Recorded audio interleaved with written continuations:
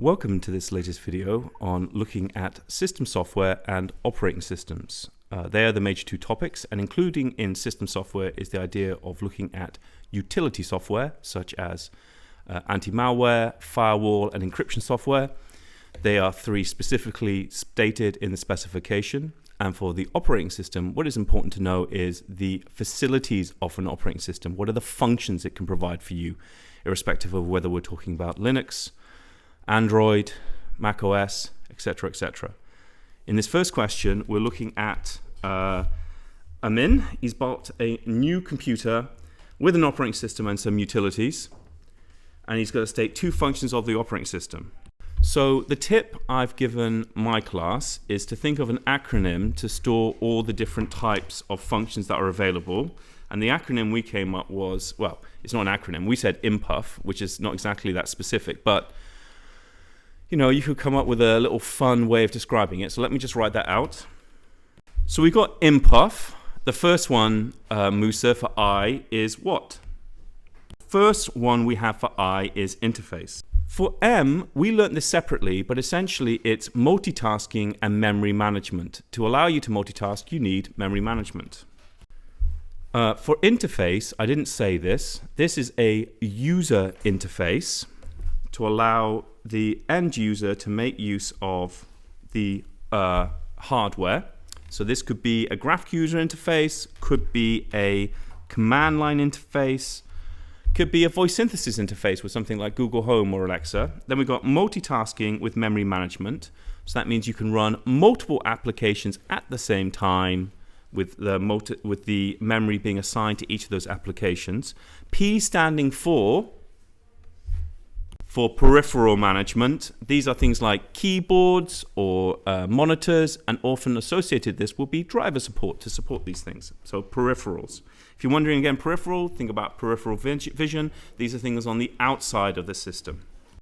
Then we have U standing for user management. And remember, for this one, we're thinking about things like passwords, security. We're thinking about user access levels to have access to different things. That is the idea of user management. And then finally, we have F standing for file management. So this is where it can, when you save in Word or other word processors are available, what does that mean? Well, it's committing a bunch of ones and zeros to locations in memory, which will be massively long binary addresses. Do you have to remember all these binary addresses? Certainly not. It just looks like a symbol on your desktop, and you just double click your little document and it opens for you. But in the background, magic is happening. So for a question like this, being as that we've just gone through all the functions, I'm not going to, you've had an opportunity to try it, but if you're on the video right now, pause it and try and attempt these functions, this question. Ultimately, that's quite straightforward because you've got this tool in front of you. So you might say something like, the operating system provides a user interface. This means that the end user, by maybe something like a graphic user interface, can use the operating system. It also provides user management, so that if the user wants to make use of the operating system, they have to use something like a password or maybe biometrics if it's a phone potentially. On the next slide, we've actually got the exam mark scheme. So we've got provides interfaces, provides a platform for software to run. That would be basically, if you're talking about interfaces, or if you're talking about potentially multitasking or managing memory down here, and things like managing peripherals. It says e.g. because there are other things that you could have said, like user management, which is not included in the mark scheme here, but is something that you could be talking about. This is a great question. Tick box, 5 marks. The one place we can go very wrong with tick boxes, though, may I say, is reading this bit here. Tick 1 box in each row. So that's picking one of these. The places where, most of the time it is tick 1 box. The places where I see people go wrong is they often don't read it and actually says tick as many boxes as identified. So that could be more than 1 box. But this one, we can see quite clearly here, it is tick 1 box. Please take a moment, pause the video, and have a look whether it's memory management, peripheral management, file management, or user management. Also, I want to publicly admit this. I've just misspelled management 5 times or 4 times on the first slide by not including this E here between G and M. Now, ultimately, there is no marks ascribed for spelling. However, indeed. So, and we're all literacy teachers, and the fact that I can't spell is not very helpful to you guys. So, the E is before the G and the M in management. Anyway, creating a new folder to store documents. So, we've got creating a new folder to store documents. So we're saying that's file management. Moving data from virtual memory to RAM would be memory management. Renaming a file, file management. Reading data from a scanner, peripheral management. And changing the password required to log on to the computer. If we get... Okay, this is a utility software. I talked about firewall, encryption, anti-malware. One of the things that we haven't gone into that much detail about is the idea of compression software. Now, we've talked about compression, haven't we? What are the two types of compression? Lossy and lossless. Now, they have two different goals. With lossy, the idea is that data is lost permanently, but that means you can make a much smaller file, all things being equal. So for things like 4K, like video, and for audio, you often use lossy because the data that's lost is something you can't perceive. But for things like text and for things like code or something, would you use lossy compression? No, you would not. You would use lossless because losing any of that text, full stops, will be a massive problem. But overall, they're trying to do the same thing, are they not? What is compression software trying to do? It's taking some kind of original block of data, whatever type, applying compression algorithms to it, shrinking that down to a smaller thing. Why do we shrink it? Well, it takes up less storage. You want to email it to somebody? Easy to do that, easy to transfer the data. Let's say you're using your mobile phone, but you're not on a Wi-Fi, you're using your 4G, 5G, whatever, if you're big time, I get it. Yeah, and then that's going to use data, mobile data, which is not unlimited. But if you're using photos or whatever, and it's compressed, it's going to use less data that way. Now, when we get this compressed bit of data, what do we then need to do?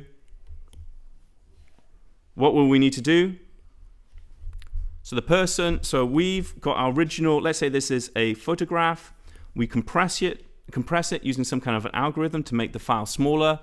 What do we do? And then we send it. I've emailed it to my mother-in-law. Here, my picture is my kid do something cute. Look, she actually cut her own hair today. She's 5. That was not intentional. Yesterday, I should say, at school. And so now she's got a fringe. And now I've committed that to video. Anyway. So we got that on so I've taken a picture of that. I compressed it. It's a smaller version of the file. It's got sent. And then my mother-in-law's received it. When she's received it, what's going to happen? What's she going to need to do? Decompress it. Yeah, absolutely. So that she gets the original file. If I'm using lossy compression, will these be a perfect match? No, if I'm using lossy compression, some data will be lost, but it will be good enough for her to see. Okay, fantastic. So let's remember to answer this question, what is compression? Well, it's applying an algorithm. If you remember, an algorithm is a set of instructions to achieve a goal. What is the goal of compression?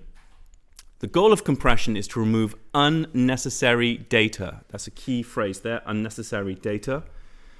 Discussing the two different types of compression you can make use of. That's lossy and lossless and how they work. So lossy will remove data permanently. However, the changes will not be perceptible. Well, that's the goal of it. While lossless, the decompressed version, once you go through the process of compression and decompression, there will be no data lost, i.e. the final version will be identical to the original. Two other types of utility software. The obvious one I think would be anti-malware or antivirus. I'll go anti-malware because virus, remember, is a type of malware, although commonly they're referred to as antivirus, and maybe encryption software. You could say, yeah, firewall. Disk defragmenter was another one we discussed, if you remember. Okay, then let's have a quick review of our answers. So it's 4 marks, and if you can see here, there's about 12 marks available. So because they anticipate, I guess, that you could go in a bunch of different directions. You've got use an algorithm. Hey, that's a mark. You can give yourself a tick if you wrote use an algorithm. If you said to remove repeated or unnecessary data, that's a mark. If you said you could use lossy or lossless, mark, we're already up to 3 marks. And then if you describe how lossless works, i.e. it will not remove data permanently, that would be a mark. If you describe that lossy is permanent deletion, and you notice how they're saying, the permanent bit in bold, that means it's really necessary to include that.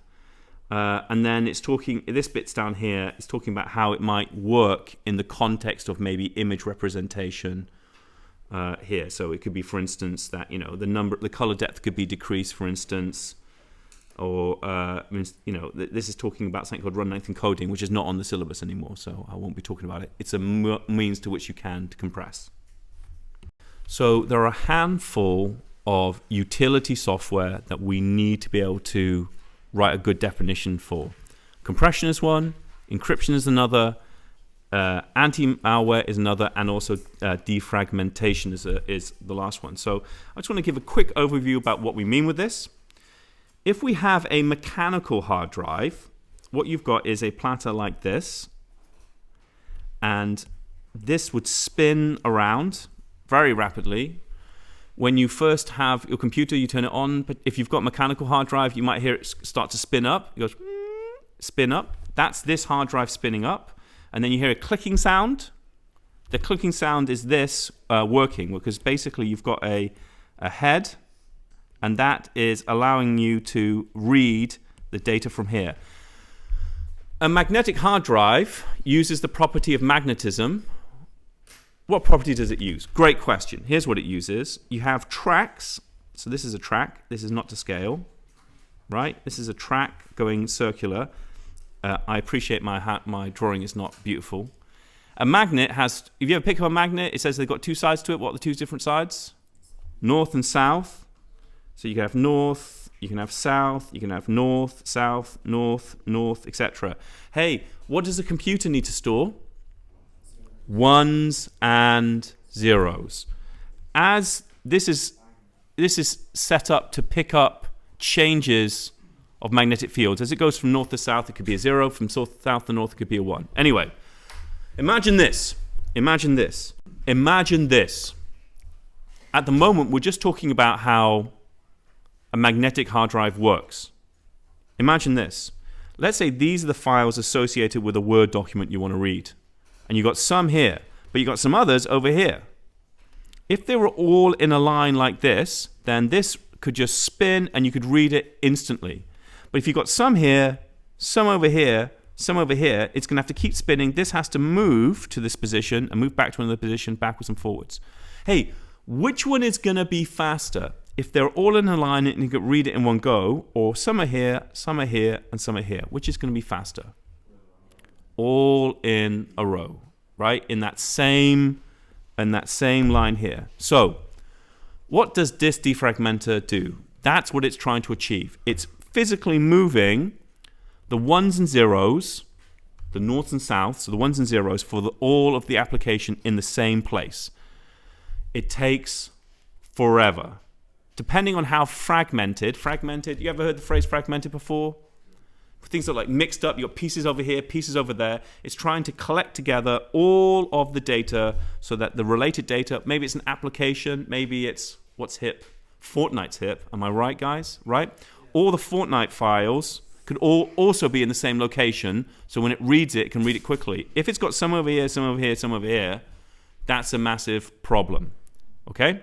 So, and it can take forever. FYI, on an SSD, it takes the same time to read from one place to another, so you don't need to do it. In fact, it ages the SSD. Don't do it. This is just for magnetic hard drives. Right. That's the big picture. Do we now feel comfortable answering this question, which says, explain how the restaurant's hard disk could have become fragmented? So, a restaurant has a computer-based ordering system which is running slowly. So, it's putting in an order in a restaurant. Maybe it's having 1,000 orders an evening. Are they going to keep them forever? Are they going to have the orders, once the order's been done, are they going to delete the order and put in a new order? So what's going to happen is, let's say we've got pieces of memory and this had order 1, order 2, order 3, and we want to have all the related orders together. But then we've deleted some here. It's created a gap in memory, and now we're putting a 6th order over here, and there's actually a 4th order over here. And now instead of you being able to read it directly, you're having to skip around to find that information because data is being written and deleted constantly. A technician has said that the hard disk is fragmented. The technician has suggested using a utility software to defragment the drive. What would defragmenting do?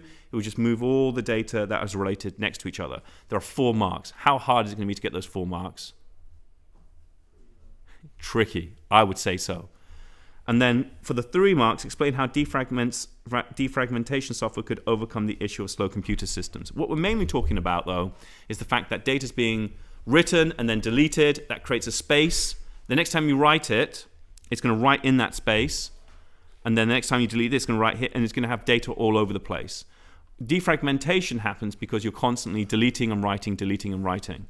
You know what I think we should do? I'm not even going to pause and ask you to attempt it right now, although if you're playing around at home, you can do that. On the next slide, we've actually got the answers. There's an opportunity to read over how we can answer that question. Okay? Model. See here?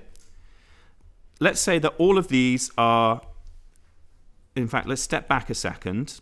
Let's say all of these are the same size here. So each of these, we've got order 1, 2, 3, and 4. Okay? And then each of these are exactly 2K in size. So they're all 2K in size. And then over here, somebody deletes order 2, and now order 5 gets written in here. And it's also 2K in size, no problem. And then order number 1 has now been served, and that's gone. And order number 3 is gone. Oh, and then order number 6 has come in. Order number 6 is 3K in size. How's that going to work? Can I just write number 6? How big did I say it was going to be? 3K. Can I write it? Can I store 6 in this box here? Why not?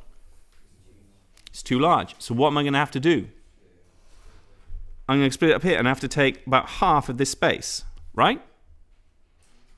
And now I've got to have another order. So now 5 has, so maybe now 4 has gone. And I've got another order in here. I've got order number 7, and 7 is 2K in size. And then 7 gets written here. Half of it's there. Half of it's over here. 5 has disappeared. 5 and 5 is 1K in size. So now it's 8 is 1K in size, so 8 goes there. And now I'm going to have a 1 here. I'm going to have 9's being ordered, and it's 2K in size. And so now you've got 9 over here. Do you see how that's what's going to happen over time? That's what we're talking about. What would defragmenting do? It would pick up this 9 and put it in the same place, the 7 in the same place, the 6 in the same place. Make sense? Okay, that's what fragmenting looks like over time. In my example of Fortnite, or like Word documents or something, if they get deleted, so let's say I've got a Word document that's 1 megabyte in size. I delete it, it creates a 1 megabyte space. Then I want to install something that's 10 megabytes in size. Well, that's going to take that space. It's going to put another 1 megabyte somewhere else, another 1 megabyte somewhere else. So to demonstrate here how defragmenting would work, see I've got 6 over here, 6 over here, 7 over here. What would happen is that you would then be trying to move all the data back together again. So now the 6 would just be deleted from here, and then I try to bring it back and written over here again. The 7, instead of being in 2 different places, I delete it and then merge it back together until eventually what I'm looking for is that all the data is back, not necessarily in the same written order. This is not going to be totally precise because I've forgotten what size I made all these different things. But it'd be more like, I could have 7 together, 9 together over here, 8 together over here, so that all the related files are next to each other. That's how that works. That's defragmenting. And then over time, in this shop, or restaurant rather, it will fragment over time. And then eventually you'd have to run it again. So, orders have been saved onto the system as they order food and then deleted once processed. So this is about orders being added and then deleted. Other orders have been made and new files are created. So that's what, when I was writing down that 1, 2, and then 6 came in. which may be bigger than the space left by the deleted file, and then the orders are split up. So let's come back here to my little... Okay, and then how does the solution work? Well, the files on the hard disk are moved so that the ones where the files are moved together to be stored together. So my example with the 7 file, that would come together, free up the space, and then spaces are then collected together. So the idea is that all the related files have all been then kept together rather than split all over the place. The empty spaces all together, and then you're good to go. Hey, once you defragmented, will you ever have to defragment ever again? Unfortunately, you using it, the very process of using your computer, and the more often you're deleting and writing, the more often the data will become, what was the word? Fragmented. And so, like, if you're very rarely deleting or installing, it won't be a problem. But the more often you do, the more of a problem.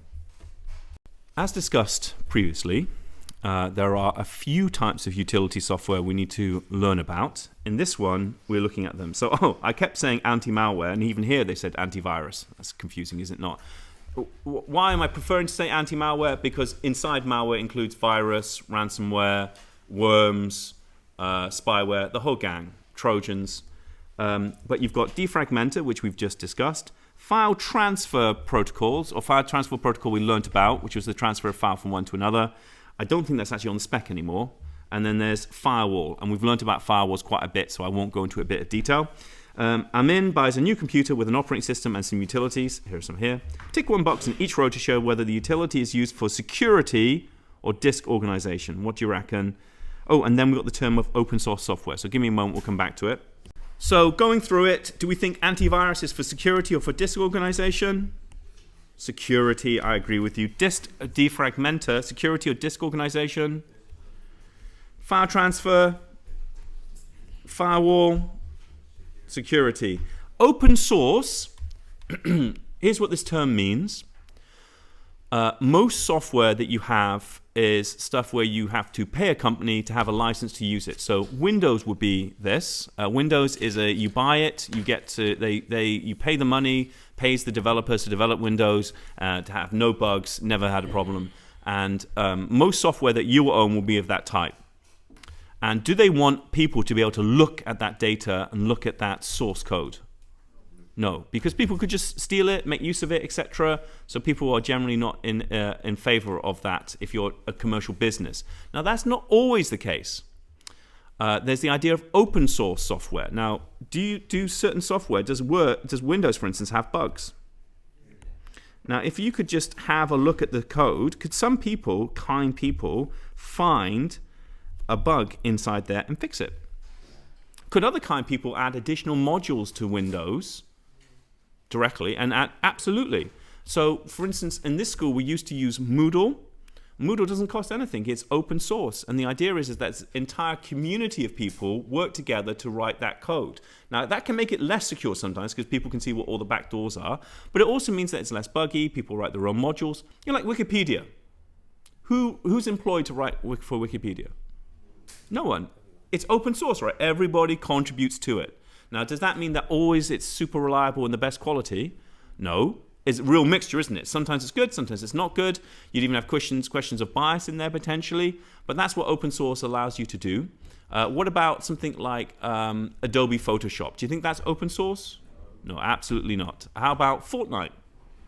No. I'll give you an example which might surprise you. Android operating system actually is open source because it was the philosophy that they were built it on. And part of what it is allowed is that, does Android run on multiple systems or just one?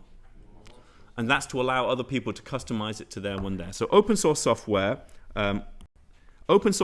is distributed with the source code is distributed. What does that mean? You can read it. So that means that you can see the source code. So the customer, or anybody indeed, can modify that source code. And then the customer can redistribute the source code. Generally, there's a license. You can't just like butcher it and then sell it commercially. Generally, if it's open source, it means that you can't then use it to make a profit from. But that's what open source means.